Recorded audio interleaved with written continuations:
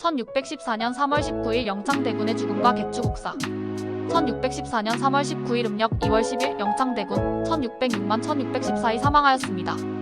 그의 죽음은 조선 왕조에서 가장 비극적인 사건 중 하나로 당시 왕이었던 광해군과 집권 세력인 북인 정권이 서인 세력을 견제하는 과정에서 벌어진 개추국사 1613년 1614년의 연장선에 있었습니다. 1. 영창대군과 개추국사의 배경.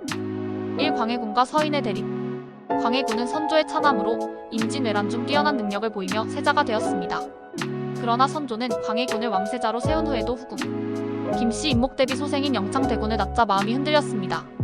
서인들은 영창대군을 지지하며 장차 왕위 계승자로 만들려 했고, 북인은 광해군을 중심으로 권력을 강화하려 했습니다. 이 광해군과 북인의 대응.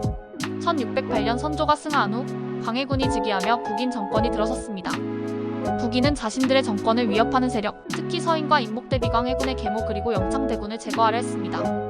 결국 1613년 광해군과 북인 정권은 개추국사라는 대대적인 정치 숙청을 단행하였습니다. 개추국사와 영창대군의 죽음. 1. 개추국사의 진행. 1613년 북인은 서인을 탄압하기 위해 이첨, 정인홍 등을 중심으로 모반 사건을 날조했습니다. 이 과정에서 임목대비의 친정 가문 김재남 등과 서인 세력이 연루되었다며 처형되었습니다. 서인들은 대거 숙청되었고, 광해군의 계모인 임목대비는 폐위되어 경운 궁덕수궁에 유폐되었습니다. 이 영창대군의 유배와 죽음. 영창대군 당시 8세은 강화도로 유배되었습니다.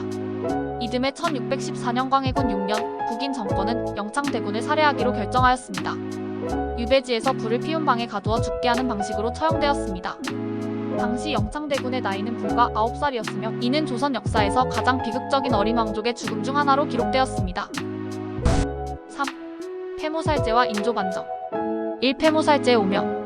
광해군이 계모인 임목대비를 폐하고 폐모, 이복 동생 영창대군을 죽였다. 살제는 사실은 그의 정통성을 크게 훼손시켰습니다. 이는 훗날 서인들이 광해군을 공격하는 주요 명분이 되었습니다.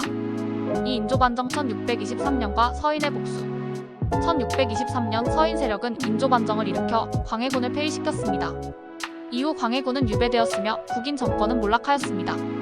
인조반정 후 서인들은 광해군의 중립 외교명 -후금 사이에서 균형을 맞춘 외교를 부정적으로 평가하고 폐모살제를 반정의 핵심 명분으로 내세웠습니다. 4. 역사적 의미. 1. 영창대군의 죽음은 조선 왕권 계승 과정에서 벌어진 정치적 숙청의 대표적 사례. 어린 왕족이 정치적 위협이 된다는 이유로 죽임을 당한 비극적인 사건이었습니다. 2. 광해군의 명분 실추. 광해군은 정치적으로 뛰어난 군주였으나 폐모살제 사건으로 인해 조선의 정통성을 위협하는 군주로 인식되었습니다. 이는 결국 서인 정권이 인조반정을 일으키는 결정적 명분이 되었습니다. 3. 정치 권력 투쟁의 잔혹성. 개추국사와 영창대군의 죽음은 조선에서 권력 투쟁이 얼마나 잔혹하게 진행되었는지를 보여줍니다. 왕족조차도 정치적 도구로 이용되거나 제거될 수 있음을 보여주는 사례였습니다.